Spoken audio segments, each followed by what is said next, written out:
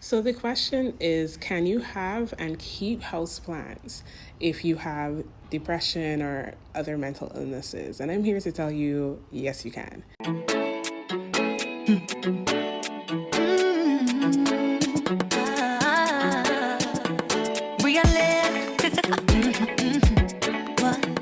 Nothing like coming home to this. Yeah. My sweet mango.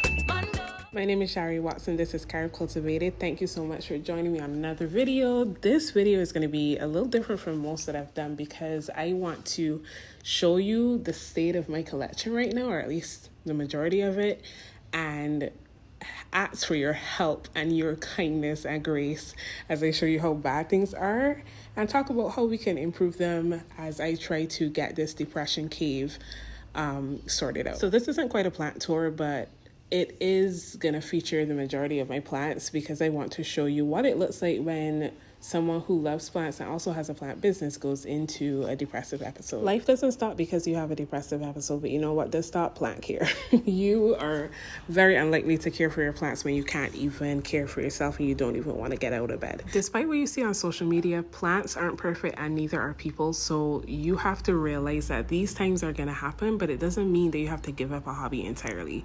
Just take it slow and think about when you actually want to start, and when you do start, don't bite off more than you can chew. Something that was really good for me was making sure that even though I was in a depressive episode, I stuck the plants in shaded spots where they would get bright light and they would sometimes get rain. So that meant that I didn't have to care for them as much as before. Now I had to do this because I have hundreds and hundreds of plants.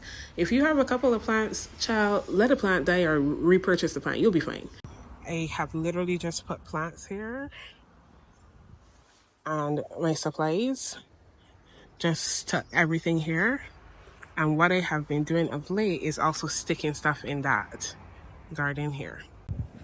So this garden is full of plants right now because it gets airflow, it gets rain, it gets shade, and oh look who's growing again, my Watsoniana. It gets all the things that a plant needs, but it gets some filtered light throughout the day. So it's a really, really good location for plants. The biggest problem with this location is, you guessed it, slugs.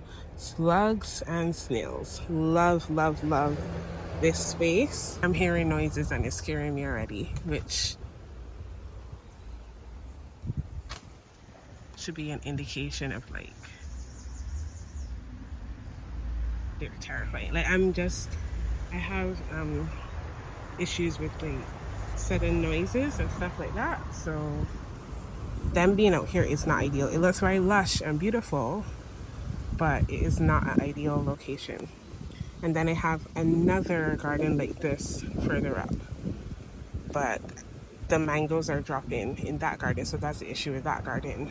You can get your plants broken if there are mangoes there, you know, falling all the time because it's mango season. So I've already started moving out some of the plants, and this is what we're left with. So I have to move out the rest. Now let's talk about the game plan. What do I want to do here?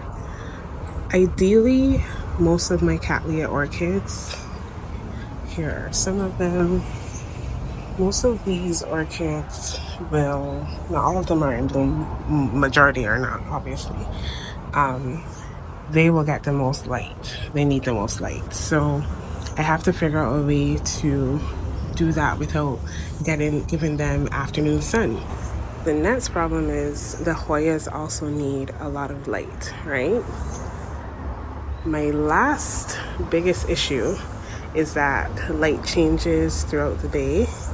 So this side of the veranda gets morning light. I have some Hoyas, I have a lot of Cattleyas, Vandas over here. Cattleyas here, right?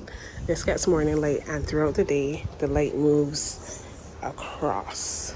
The fourth problem is that this area does not get enough ventilation, and neither does over here. Ideally, the anthuriums would be inside, but they can't be over there because that area specifically doesn't get ventilation, and it has led to a lot of fungal issues. Whenever you're deciding where to put your plants, you have to think of light first and foremost. Light is the most important thing. Water, airflow, food. Okay? Light, water, airflow, food, in that order.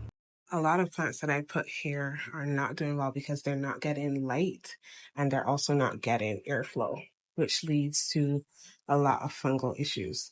So I have to move out everything from here, even if I move this here or somewhere else, because I used to have plants in here, right? Or introduce a fan, something to where there is more airflow. Anytime I put something here, it falls over. I won't have a greenhouse or a shade house for quite some time, so I have to use what I have and make the best of it. It's worked up until now, but at some point you have to elevate, and I've been doing this for this is my 4th year doing this. Yeah, this is my 4th year going on 5 years doing this, and I need more space and better space. This is the reality of having plants, having a plant business, and also having depression as well as other issues. It's not pretty often, and it seems so simple, like, oh, just clean here, just clean there. You can want to do something so badly, but without people that understand and without the energy to actually do it, you can't. So things get bad, things get like this, and you find yourself starting over many times. So I'm gonna do just that. I'm gonna start over. I'm exiting episode right now, and I'm just gonna start over. And I'm gonna take you along for the ride. I'm holding my mangoes like in my shirt. I don't want to ever give the appearance that this is easy, because it's not. But it's also not impossible. So the plan, clear out the entire veranda and then replenish. And whatever's left back will go on the lawn. I'm thinking these is gonna be a lot. I potted them all over one and I moved them in, and that was stressful. Yeah, I have to move them. Because when I have a clear area, then I'll be able to think straight. I can't think straight right now because everything is here. So I have to get everything out and then do it.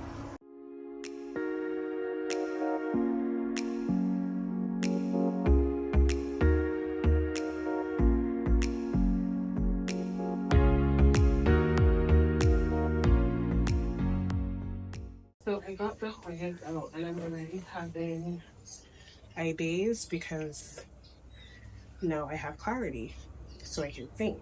Now that I have clarity, I have decided that I don't need to move the Cattleyas out. I just need to move all of the other plants out, and it will give me the space I need to clean the area. Yeah? So I can start putting Cattleyas up here. What I'm also going to do is extend the full upward. So these stands, I'm gonna have stands that go here. Both of these, instead of being so short, that's gonna give me more space, and then I'll be able to bring in the Hoyas, and the Cattleyas won't be on the floor, and it'll look more organized. We're getting there, we're getting there.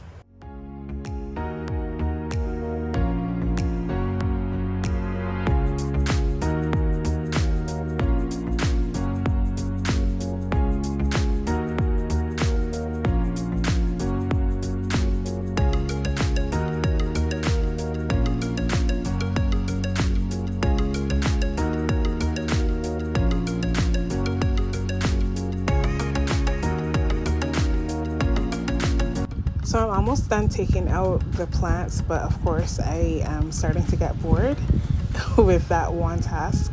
And so I didn't finish it, and I decided I'm gonna go and get the stands because that's more interesting right now. And this is literally a depiction of my life.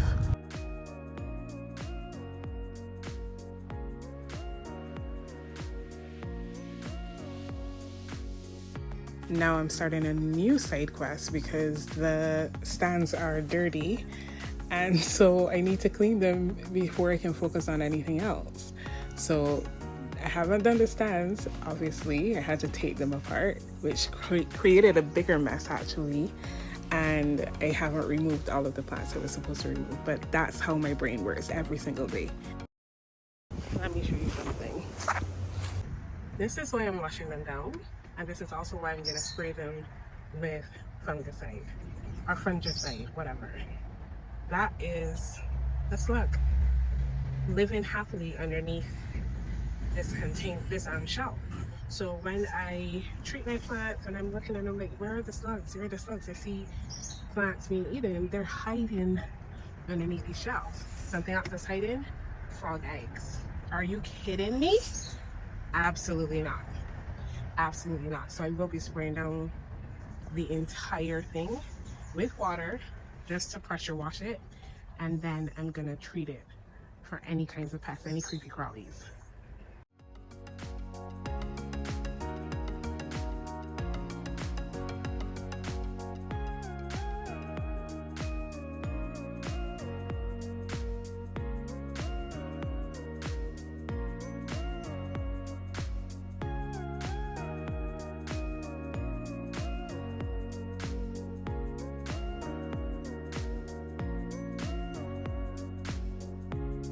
I will say filming is kind of helping me stay a little bit on track. I remembered, oh yeah, I have to clean the dirt that I knocked over when I knocked over the plant, and I have to move out a couple more plants. So I'm doing that now because the next step is moving the shelves back in and getting the Hoyas in.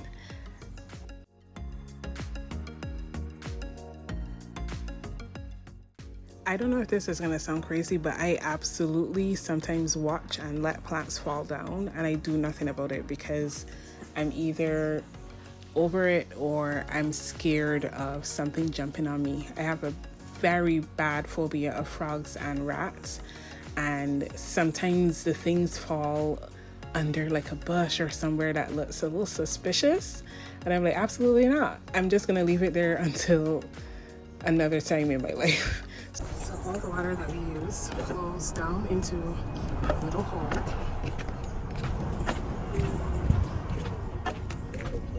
Right here.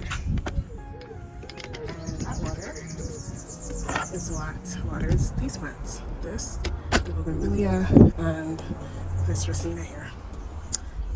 So now the veranda, or at least this front area, is at a place where I feel comfortable bringing the stands back in. And I've also added this mini stand here on the left hand side, and I want to see how I can utilize this space because it is the hottest space in the veranda, but I need to utilize every inch possible. I lost the audio here on this video, but I'm basically closing out telling you I've been working for hours now. I'm sweaty, I'm disgusting, and I need to figure out what is the game plan to put on top as well as the middle shelves. And I also need to reassign and redesign the hanging baskets because they have to change. Everything has to change really, except the other cattleya corner that's going to stay basically the same. I'm going to utilize these ferns here to create some shade, but I hope you enjoyed part 1 and come back for part 2, which is much more fun. Thank you so much for watching. I hope you leave me a comment, give me some suggestions. What do y'all do with your plants when you're feeling down? And be sure to subscribe. Thank you so much for watching, and I'll see you on part 2.